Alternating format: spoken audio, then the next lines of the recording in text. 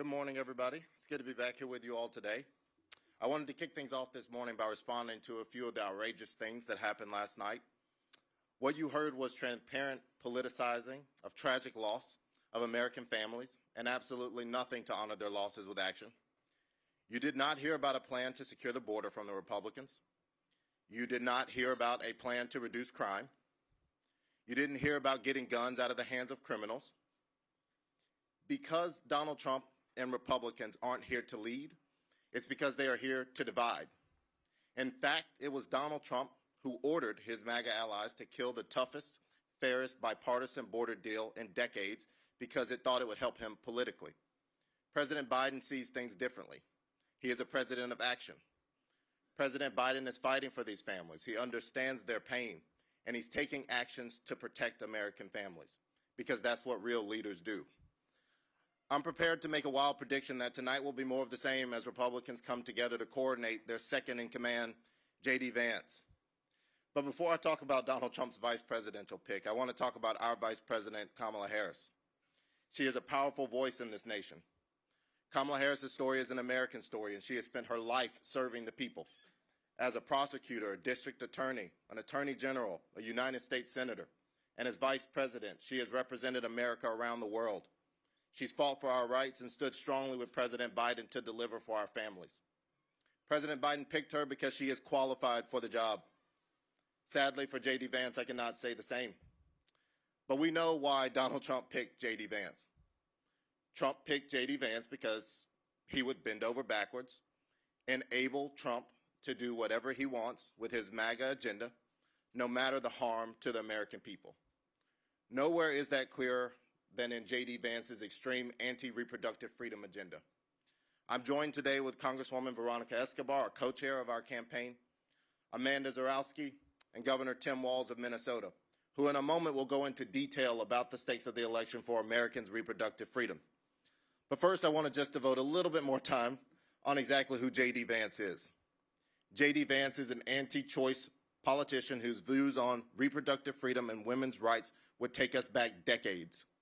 He supports a nationwide ban on abortion and criticizes exceptions for rape, incest survivors, saying two wrongs don't make a right. In fact, he called rape and incest inconvenient. And he wants women to stay in violent marriages. For a party that is struggling with suburban women, that who Donald Trump's famously the one who proudly overturned Roe, chose to be his right-hand man. So you can bet that our campaign, Team Biden-Harris, is going to spend every moment from now until November reminding voters of the clear choice they'll face between a Trump-Vance administration who will ban abortion nationwide and a Biden-Harris administration who will never stop fighting for Americans and their rights and freedoms. When we do that, I've never been more confident that when voters head to the ballot box this fall, they will choose President Biden and Vice President Harris over Trump and JD Vance. With that, I'd like to turn it over to Governor Walz. Good morning, everyone. I'm Tim Walz. I'm the governor of the great state of Minnesota, just the western neighbor here. I'm glad you're all here, and I know it's day 3 of the convention. Each one of these has a theme. Last night was bend the knee and grovel, apparently, and today is celebrate Russia Day, I guess, with our foreign policy and destroy NATO. But look, I'm honored to be here with our leader, like Congresswoman Escobar, but especially with Amanda. And Republicans should be ashamed that Amanda is standing up here today. She's standing up here today because she nearly lost her damn lives because they were in that medical room. They believe it's their decision on her personal bodily autonomy. So as we start to talk about the issues and as we start to see this idea of JD Vance, I just want to say this. The perfect Frankenstein monster created by the Heritage Foundation. And I say this because I read Hillbilly Elegy. I read it because I come from a town of 400. I had 24 kids in my graduating class, 12 were cousins. And I know a little bit about small towns and his dismissive, derogatory approach to how he viewed it. It's not a cultural bias that people had. It's decades of policies of people like him and venture capitalists and others that gutted many of our small towns. The idea that this guy would understand or have a policy. The thing that makes small towns work, The things that we value most around freedoms, whether it's reproductive freedoms, personal freedoms, but the things that make small towns work, this was not in hillbilly elegy. It should be, mind your own damn business. That's how small towns work. They work because you respect your neighbor and you understand their choices, who they marry, their own healthcare decisions, what books they read. So as we hear all the talk about, what's going to happen with Joe Biden, the good thing is with the Republicans, they don't have much division within their party. They bend the knee and they grovel to someone who told us that the election was stolen, someone who overturned Roe versus Wade, someone who told us he didn't know anything about NATO as he puts all of our futures at risk, and someone who won't address the biggest issues around climate change. Those are the issues that Americans care about. Those are the things that they want to see us get done. The Biden-Harris administration has delivered on all of their promises. It is galling to me to watch governors go up there and bend their knee. The very governors who go and cut ribbons for infrastructure projects that they had nothing to do with and their Republican members voted against because Joe Biden delivered. Or go up there and tell us they're going to take away the ACA and put in their plan. Yeah, I'll hold my breath for that. 4 years and we don't see a damn thing. And we have the most pro-union, pro-worker president in the history of this country, and I say that as a union member, who's there for our collective bargaining rights, who's there for our worker safety, who's there for our pension, and has made a commitment to protect one of the most sacred things that JD Vance and his advanced Yale degree tells us the biggest threat to our national finances and well-being is Social Security. Paying out the money that we paid into people to make sure that they're not in poverty. And that's where he goes. Couldn't be the venture capitalists and hedge fund managers' taxes. That wouldn't be the problem. But we get an opportunity in America in not too long to have a binary choice between someone who cares deeply about the American public, who has policies that made a difference, versus someone who made it very clear. Trump is for Trump. Truest words he ever said. That's exactly where it is. So when we talk about building this country from the bottom up in the middle class, as Joe Biden talks about, it's about unions. It's about personal freedoms. It's about addressing our biggest issues, and it's about taking care of our littlest Americans. And with that, someone who's done this, someone who's led in Congress, someone that I'm proud to call a friend, Congresswoman Escobar. Well, good morning, everyone. Quentin, thank you so much. Governor, it's so wonderful to be here with you. Amanda, I'm sorry you have to be on the campaign trail telling your story, but thank you for your courage. Really appreciate you. Everyone, I want to speak directly to American women to tell you that there's only one team on the ballot who cares about you, and that's the Biden-Harris team. The Trump-Vance ticket does not care about women. And we are here to sound the alarm about what's at stake in this November election, especially for women.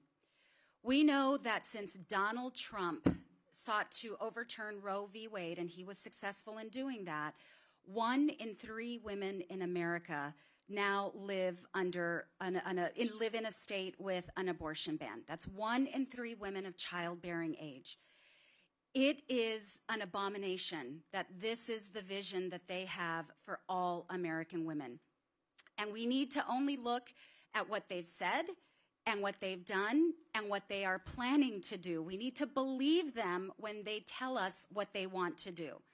We know that Donald Trump called the fact that states now have the power to do to Amanda what the state of Texas did, he called that a beautiful thing. We know that abortion bans put women and their health at risk. In fact, in Texas, the infant mortality rate has gone through the roof. We also know that because in Texas there are no exceptions, that there have been tens of thousands of women who've been raped, who have been forced to take the child to term after that rape. These women's lives have been transformed irrevocably. And that is the dark vision that Donald Trump and JD Vance have for all women across America. We can prevent this. we can stand up to that dark vision, and we can embrace the vision that the Biden-Harris campaign, the Biden-Harris administration, the Biden-Harris team and voters want for America. That is a vision where we trust women, where we want to protect women's reproductive freedom, where we recognize that abortion is health care, where we recognize that these bans are deadly and dangerous and harmful. And no one knows that story and the consequences of these awful abortion bans more than our next speaker, a fellow Texan who has a harrowing story. And again, I want to speak to the women of America and everyone who cares about the women in their lives, especially the women of childbearing age. We are sounding the alarm. There is much at risk for all of us, but we can defend women, fight for women, and stand up for women this November. I'd like to again thank and welcome Amanda Zurawski, who's going to share her harrowing story with all of us. Thank you, Congresswoman. Thank you, Governor. And thank you, Quentin. Thank you all so much for being here. My name is Amanda Zurawski, and I live in Austin, Texas. I'm here today to share my own story, a story that was only made possible because of Donald Trump, and one that, if it is up to Trump and his new running mate, JD Vance, could become a reality for far too many other Americans. In the spring of 2022, my husband Josh and I learned I was pregnant with our first baby, a girl. We were over the moon. My first trimester was smooth sailing, but then suddenly at 18 weeks, I suffered catastrophic complications. My cervix dilated prematurely, and there was no way to safely reverse course. So we were with 100% certainty going to lose our baby girl. We were devastated. What I needed at that point was an abortion so that I could safely and with dignity deliver my daughter and begin the healing process both physically and emotionally. But unfortunately, this was post-Roe, Texas. The near total abortion ban had gone into effect just 2 days after my water broke. Ending the pregnancy would have been considered an illegal abortion, and my doctor would be at risk of loss of her license and even jail time. I was told to wait until I got so sick that my life was considered in danger, one of the rare exceptions where a doctor can intervene in Texas. It took 3 days and a near-death crash into septic shock before my doctor could finally provide the health care that I desperately needed. She stabilized my vitals enough to deliver our baby, who we named Willow, but then I crashed again with another bout of sepsis and was transferred to the ICU. I was there for 3 days, and my family flew in from across the country for fear that I wouldn't make it through the night. It was in that dark and lonely hospital room where I realized I was actually lucky. I lived, and I knew others might not be so lucky. What I went through was nothing short of barbaric, and it didn't need to happen, but it did because of Donald Trump. Donald Trump and his allies continuously brag about killing Roe v. Wade, and it is unthinkable to me that anyone could cheer on the cruel abortion bans that nearly took my life. But they do. Tonight we're going to hear from Trump's running mate, JD Vance, a man with a record just as extreme and an agenda just as threatening as Donald Trump. Don't just take my word for it. He has an A+ rating from the Susan B. Anthony Pro-Choice America list and supports a nationwide abortion ban. He wanted to make it harder for Ohio voters to engage in a democratic process and vote to protect their fundamental right to reproductive health care. And his anti-choice agenda is so extreme that he doesn't even think there should be exceptions for rape or incest survivors, actually saying 2 wrongs don't make a right. He calls these devastating circumstances inconvenient. My husband Josh and I are now desperately trying to start a family through IVF, but JD Vance voted against legislation to protect IVF. It's appalling. Tragically, my story is not unique. I am one of many women in our country whose life has been put at risk because of Donald Trump and JD Vance's anti-reproductive freedom agenda. I know this because I've met them. From Texas to Arizona, Idaho to Georgia, women like me have been told that we're not sick enough to receive care that we desperately need. We've been turned away from hospitals. We've been found collapsed on bathroom floors. We have been told to flee our state borders in the hope of receiving basic reproductive care. We have been robbed of our freedom. I'm just one of those women. Like most Americans, I believe that healthcare decisions belong between a woman and her doctor. But if Donald Trump and JD Vance are elected, they will make my devastating story, the stories I've heard across the country, the reality for far too many more American women. That's why we must reelect President Biden, Vice President Harris, and Democrats up and down the ballot. They are fighting for reproductive freedom, and they won't stop until they restore the protections of Roe so that people in every state have access to the care they need. The stakes of this election could not be higher for our lives and for our future. Thank you.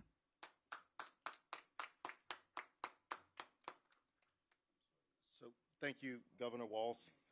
Thank you, Congresswoman Escobar, and thank you, Amanda, particularly for your bravery. I know that it is not easy sharing those stories, living through them nonetheless, and getting up and talking about them in front of people, but you're doing it for a cause. And I don't know how anybody could hear what Amanda just said and think that the Republican Party, with two individuals at the top of the ticket, men nonetheless, could double down on reproductive stances like they do, cheer them on, and think it's okay. And so, again, I just want to thank you, Amanda, for that. So now I'll open it up to some Q&A.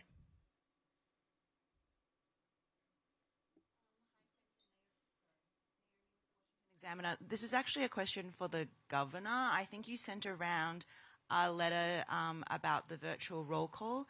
Can you just confirm the dates of that and why you suggested an August date? Is that to give the party time to think about the president's nomination? Yeah, the parlor game of the virtual vote. Look, Bishop Daughtry, I, and the Rules Committee, our job is to set the rules for a convention. This has been done always. One of the things is, just to be clear, and it's not by coincidence, JD Vance in Ohio. Ohio's legislature in the ballot access, the timing of it was the initial part of making the virtual ballot, making sure our delegates, as they got there, committed to Biden and Harris to cast those votes. And the timing of the convention makes it so that we need to get that in ahead of time. This meeting was scheduled for many months, the one on Friday, and it was never meant to be the virtual roll call. It'll be setting out the agenda together as the Rules Committee moving forward. That virtual vote won't happen before the 1st of August, and we just need to get it done probably by the 15th of August to make sure that those signatures on things are in the Secretary of State's. And it's including states, I believe Washington's August 20th, the second day of our convention. So those are the reasons for it. Oh, I'm sorry. It's not my job to call. I'm used to being home. You're good, Governor. Megan Musserly with Politico. So Vice President Harris postponed her Florida trip where she was going to talk about abortion in light of Saturday's shooting. You know, President Biden is still facing calls to drop out of the race. How can the campaign effectively prosecute its case on abortion in this current moment? Well, one, as you heard from Amanda, many women are living through it. And so when you have something that, unfortunately, because of the Republican Party, Donald Trump and JD Vance, so many people are actually living through day to day, it's pretty easy to connect on it. Our campaign is going to continue to talk about the issues. We're going to continue to have people like Amanda telling their stories because, unfortunately, they're far too common. The vice president has been out across this country, crisscrossing across the battleground states, talking to voters about the stakes of this election. I think that JD Vance's nomination as vice president obviously gives a new angle to that because, unfortunately, Donald Trump's first act after something horrific happened to him, no doubt about it, and there's no place for political violence in our country, his first thing was to pick a vice presidential nominee who wants to continue doubling down on hurting women like Amanda and women across this country that are of reproductive age. And so our case is pretty clear. We're going to continue to point out where the Republican Party and Donald Trump's MAGA extremists stand on the issue of abortion. They want a nationwide abortion ban. doubling down on it. They want to get rid of IVF and family planning services. They don't believe or trust women, nor do they respect them enough to think that they should control their own reproductive freedom. And so our case to Americans is pretty clear. Joe Biden and Kamala Harris trust women. Joe Biden respects women enough to actually listen to them and put one as his vice president who has actually gone through talking about and understanding women's choices and the things that women in this country have to go to. Nevertheless, a black woman. Let's get into the facts about black maternal health care in this country. And so our case is pretty clear, and we're going to continue to take it to the American people every single day from now until November.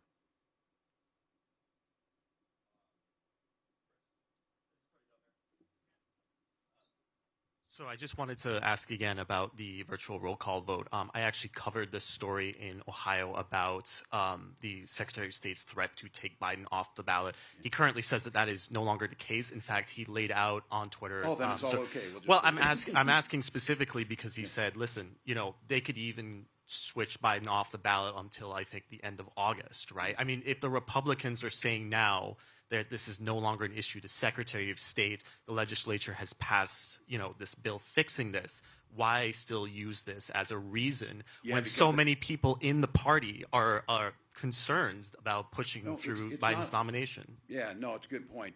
First of all, the Secretary of State there has made it clear that they could still do that. Look, I think if we were in a simpler time, we've always done this. We've just trusted each other and we've got it done. Now, because of how this was done and because of the comments that were made, there was something to it. But it's not just a reason. Like I said, we have Washington State on the 20th. These are wet signatures that need to be in. And I think the process of how we do this, it's how we've always done it. So I don't think it's not just Ohio. It's the process of getting on the ballots. The idea, look, we're in a time where voter restriction is just, it's not a bug, it's a feature of the Republican Party. I don't trust them in Ohio to do this, but that's not the only reason for it. We need to get these things done. We need to get the roll call done. And like I said, I think it needs to get done 15th. Don't absolute quote on this. We need to get done on 15th, but it won't happen before the 1st of August. And this meeting that we're doing, again, was scheduled many months. It was scheduled way before the debate. It was scheduled way before anything else. And the process and the agenda for this was to start setting the rules for the convention, as we've always done. So, Amar, really quickly, again, folks, the Republicans yesterday and the day before have lied constantly to the American people. They've lied about positions on reproductive freedom. They've doubled down on harmful positions about everything. They've lied about crime statistics. They've lied about the economy. Today we're going to hear them lie about foreign policy. Donald Trump says he wants to be a dictator. They're going to lie about their stance of NATO. They're going to lie about the security of our country. And we're focused on a process. Like, the Republicans are lying to the American people about virtually every single issue that impacts their lives. And we're caught up in process stories. So, Mar, we're going to continue to take some questions. Go ahead.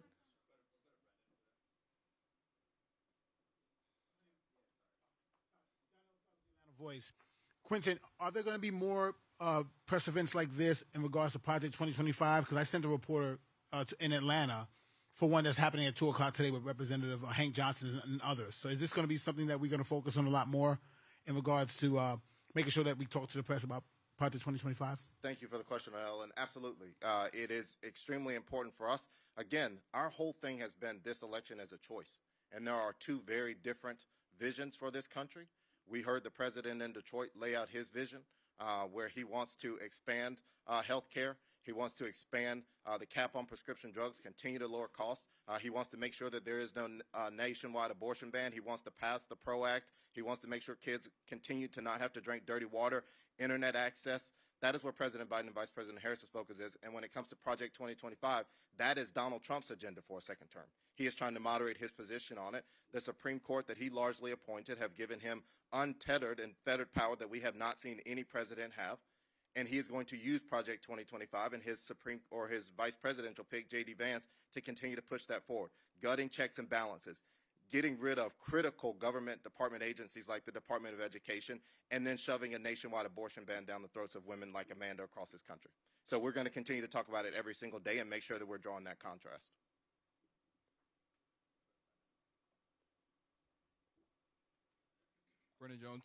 Brendan Jones, TMJ4 News.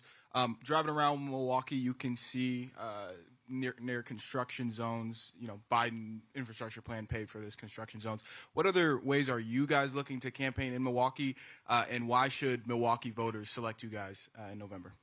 Well, first we should just start by Donald Trump saying that he thought Milwaukee was disgusting and that he hates being here. That seems like a good place to start for Milwaukee voters. But second, I think that the work that you do see around is creating jobs. Milwaukee voters are just like voters from across this country. Inflation is continuing to come down. Milwaukeeans with diabetes, their insulin is capped at $35 because of the work of the Biden-Harris administration. Milwaukeeans with student loan debt, they're getting their debt forgiven because of the Biden-Harris administration.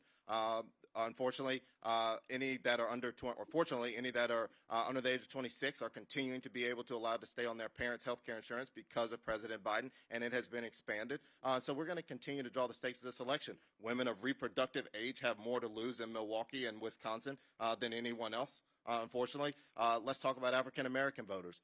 Black jobs. President Biden believes that a black job could be the first black president of the United States, or the vice president, or a Supreme Court justice, or that's not enough, or Secretary of Defense. Donald Trump believes that black jobs are menial labor jobs that are being taken by immigrants who he claims are crossing the border. Another lie, when he stood in the way and did absolutely nothing. And then going beyond that, the person that he picked to be his vice presidential nominee was in the United States Senate when they were negotiating a bipartisan bill and did absolutely nothing. JD Vance had an opportunity to lead on immigration, and he did nothing. He has stood by, and he's going to continue to be a double rubber stamp for Donald Trump and a divisive extreme agenda that is out of touch. And so when it comes to why Wisconsins and Milwaukeeans should support the Biden-Harris ticket, I think that the choice is very, very clear.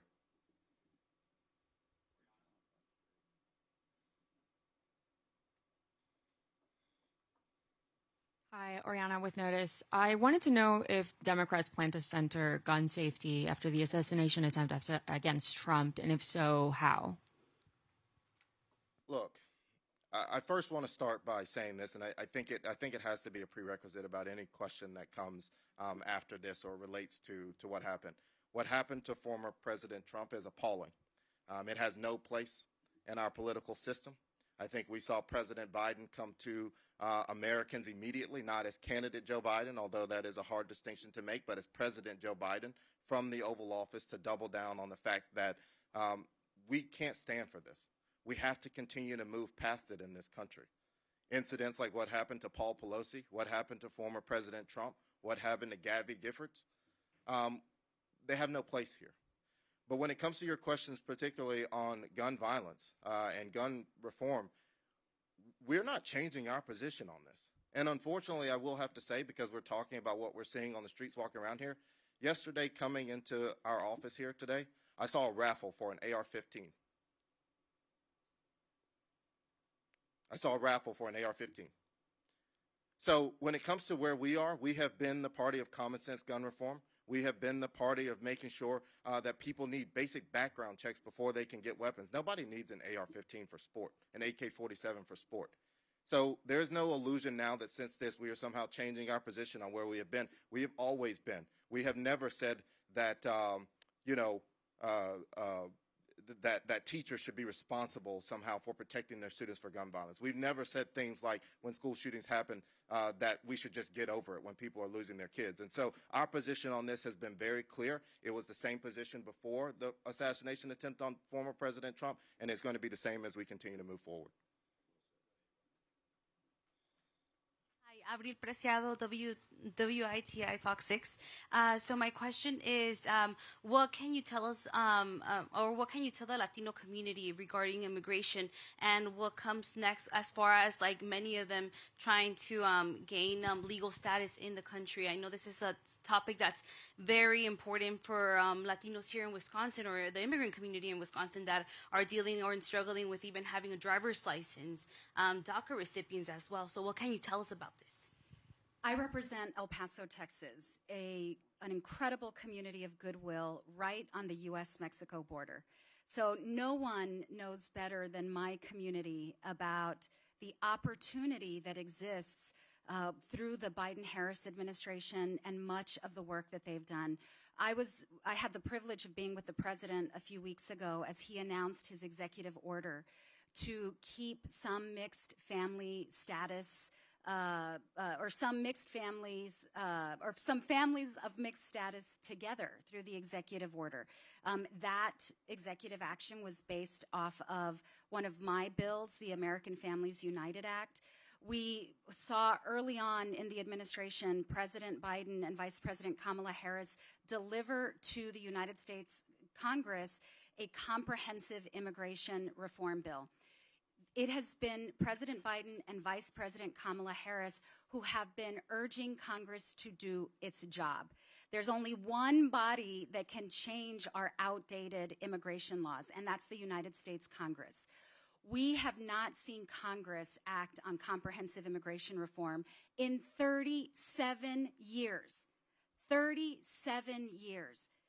It is our job to legislate. I have been urging my colleagues to sign on to my own bipartisan comprehensive immigration reform bill that addresses the border and beyond.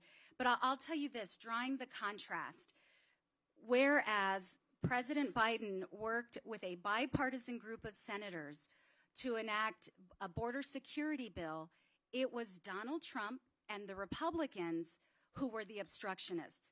They even said very clearly, we don't want any solutions. We want the problems because it helps us politically. The American people do not want legislators who refuse to do their job, or a presidential candidate who urges legislators not to do their job. Furthermore, when you look at Project 2025, which again, I would urge every reporter and every American to do a deep dive on this terrifying blueprint for what Republicans want for America. Republicans are through Project 2025 are advocating for some of the most extreme anti-immigration policies. Donald Trump has leaned in on wanting mass deportations and creating deportation camps at the border. There was a great story in the New York Times yesterday. One of the reporters, Jasmine Ulloa, interviewed Republican Latinos who said they don't really quite believe that Donald Trump will do what he's promising to do. And I want everyone to go back and read the story of the Indiana man who was married to a woman who voted for Donald Trump, who under the Trump administration was deported. Someone who had been here for 20 years, who had started a restaurant, a beloved member of the Indiana community. But Donald Trump kept his promise, which was to deport him and to deport people like him. His wife was shocked. She said she never imagined that would happen. Look at what they've done. Look at what they're promising to do. We know that under Donald Trump, the horrific family separations occurred. I want you all to go back and listen to the audio of crying babies who were taken from their mother's arms and separated, many of those families still not reunited, causing generational trauma for vulnerable people, all because they were here seeking asylum. What the Trump-Vance ticket promises is horror for immigrant communities on a level that I don't know people quite understand. Not only is it absolutely inhumane, but I will tell you it would be destructive for our national economy. We know for a fact that immigrants help grow our GDP. The Congressional Budget Office talked about how immigrant labor and the immigrant labor force helped our country recover post-COVID. We know that if we were to offer work permits and legal pathways for people, we would further reduce inflation, further become a more competitive nation, fill the 8 million unfilled jobs that exist in America today. And it's just one party that proposes solutions over and over again. That's the Democratic Party led by Biden-Harris. And there's one party that is an obstructionist party, and that is the MAGA GOP led by the Trump-Vance ticket. They don't want solutions. There's a very stark difference in the two visions for America. And we are, again, I will say this over and over again, we are sounding the alarm. We have an opportunity to have an inclusive country where we seize on the opportunity and solve our challenges, or not. And the alternative is very dark.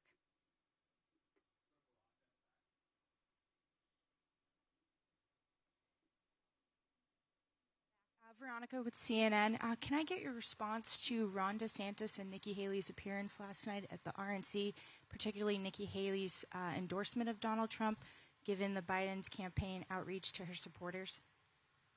Look, I think that Nikki Haley and her supporters are two different groups of people. Nikki Haley's supporters voted for her during the primary, hundreds of thousands of them, well above the margin of victory in every single one of the states where Republican primaries took place. Unfortunately, Nikki Haley got on stage last night and spewed MAGA extremist talking points. But her supporters, while they were voting for her in the primary, I think it's more important to point out what they were voting against. They were voting against Donald Trump and an extreme MAGA agenda, one that would put democracy at risk, one that would rip away women's reproductive freedoms, one that wants to continue to bash voting rights in this country, one that does not care about anyone other than Donald Trump sitting at the top as a dictator. That is what those Nikki Haley supporters were voting against. So it's no surprise what Nikki Haley did last night. This is politics.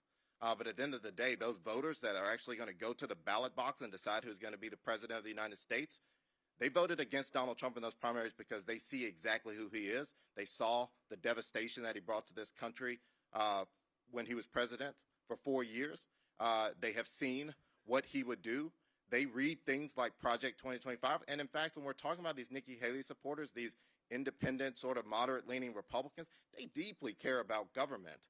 They deeply care about these things. And Project 2025 would just completely eliminate very large governmental agencies that people depend on. And I think that those voters are going to continue to see through that.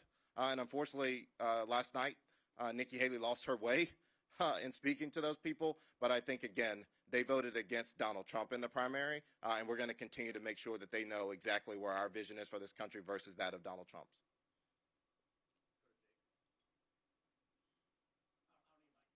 I can hear you. Got it.